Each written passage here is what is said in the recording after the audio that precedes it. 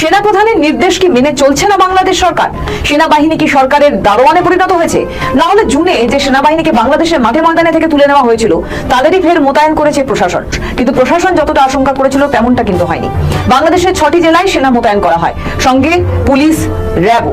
এইসবই আওয়ামী লীগের বিশৃঙ্খলা ঠেকানোর জন্য 22শে জুন থেকে 30শে জুন পর্যন্ত মোতায়েন থাকবে সেনা। কিন্তু 23শে জুন বাংলাদেশে তেমন কোনো বড়সড় নাশকতা বা হামলার খবর মেলেনি। আবার এমনটাও নয় যে আওয়ামী লীগ তার প্রতিষ্ঠা দিবস পালন করেনি। দেশ জুড়ে বিক্ষিপ্তভাবে আওয়ামী লীগের প্রতিষ্ঠা দিবস পালিত হয়েছে। মালাউন্ডা দেশ ছেড়ে চলে যাও, হিন্দুরা চলে যাও মিছিল করতেছে। তাদের পোশাকটা দেখলেই বুঝি আমি তারা কারা। 14 পুরুষ আগে তো এদেরই দেশ ছিল। এটা 1204 খ্রিস্টাব্দের আগে এইখানে হিন্দু এবং বৌদ্ধদের দেশ ছিল। এমন ভাব আছে যে তারা পৃথিবীর কোন সভ্যতা, সংস্কৃতি, কোনো কিছু শুনতে চায় না, কোনো কথা শুনতে চায় না। ধর্মকে নিয়ে শুধু ব্যবসা করতে চায়। তারা হলো ধর্ম ব্যবসায়ী।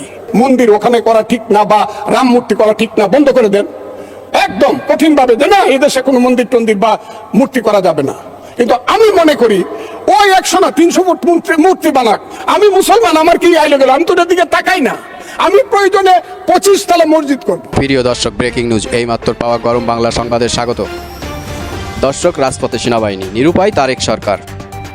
ব্যারাকে ফেরা সেনাবাহিনী দেশে 6টি জেলায় আবারও নামানো হলো। আওয়ামী লীগের প্রতিষ্ঠা বার্ষিকীতে সরকারের গদি নাড়িয়ে দিল। প্রশাসনের কঠোর নিরাপত্তার মধ্যে পালন করল আওয়ামী লীগের প্রতিষ্ঠা বার্ষিকী। এদিকে জাতীয় সংসদে মুক্তিযোদ্ধা এমপি ফজলুল করিমের বলেন, হিন্দুদের মন্দির করতে নিষেধ কেন? তিনি বলেন, এদেশে যারা ধর্ম নিয়ে ব্যবসা করে তারাই বলেন এদেশ হিন্দুদের না। তিনি আরও বলেন, এদেশে হিন্দু, বৌদ্ধ, খ্রিস্টানের আদি জন্মস্থান। দর্শক, আজকের প্রতিবেদনের তথ্যবহুল আলোচনা দেখতে চ্যানেলটা সাবস্ক্রাইব করে আমাদের সঙ্গে থাকুন। প্রিয় দর্শক, ভিডিও থাম্বনেল এবং শিরোনাম দেখে বুঝতে পারছেন খুবই গুরুত্বপূর্ণ হতে চলেছে আজকের সংবাদ। তাই স্কিপ না করে সরাসরি চলে যায় টিভির পর্দায়।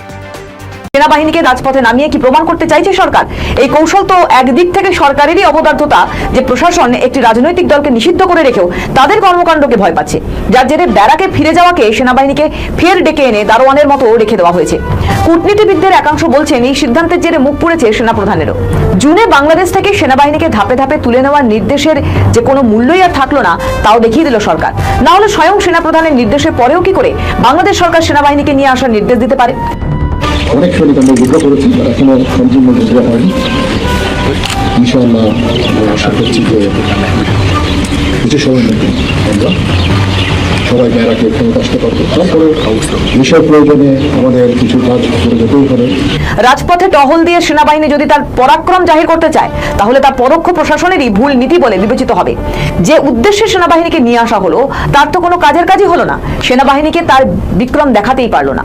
তার মধ্যেও আওয়ামী লীগ নিজের মতো করে প্রতিষ্ঠা দিবস পালন করলো। গোপালগঞ্জ, চট্টগ্রাম, বরিশাল সহ নানান জায়গায় আওয়ামী লীগ তার প্রতিষ্ঠা দিবস পালন করেছে, কিন্তু কোথাও কোনো গন্ডগোল হয়নি। সম্প্রতি হজ থেকে ফিরেছেন সেনাপ্রধান, তার নতুন লুকস নিয়েও চর্চা হচ্ছে। হাসিনাকে উৎখাত করতে সেনাপ্রধানের যে ভূমিকা নিয়েছিলেন তাও অনেকে মনে করেন। বাংলাদেশে গণঅভ্যুত্থানের সময় সেনাপ্রধান ওয়াকরুজ্জামান হাসিনাকে পরিস্থিতির অবনতি সম্পর্কে জানাননি বলে মনে করা হয়। শেখ হাসিনা বাংলাদেশ ছেড়েছেন 2 বছর হয়ে গিয়েছে। এর মধ্যে তার নানান বার্তা সামনে এসেছে। আওয়ামী লীগের প্রতিষ্ঠা দিবস নিয়েও বক্তব্য রেখেছেন আওয়ামী লীগের সর্বময় নেত্রী। 77 বছরের পথ চলায় আওয়ামী লীগ কখনো জনগণের হাত ছেড়ে যায়নি। আওয়ামী লীগ এদেশের স্বাধীনতা দিয়ে দিয়েছে, আওয়ামী লীগ অর্থনৈতিক মুক্তি এনে দিয়েছিল, আওয়ামী লীগ এদেশের মানুষের পেটে ভাত, তাদের শিক্ষার ব্যবস্থা, স্বাস্থ্যের ব্যবস্থা, কর্মসংস্থান ব্যবস্থা করেছে।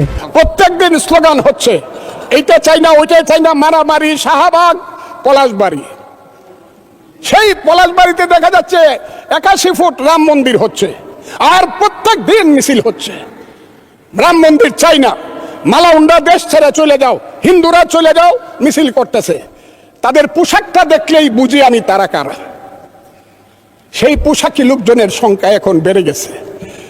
এমন বাড়ছে যে তারা পৃথিবীর কোনো সভ্যতা, সংস্কৃতি, কোনো কিছু শুনতে চায় না, কোনো কথা শুনতে চায় না। ধর্মকে নিয়ে শুধু ব্যবসা করতে চায়। তারা হলো ধর্ম ব্যবসায়ী।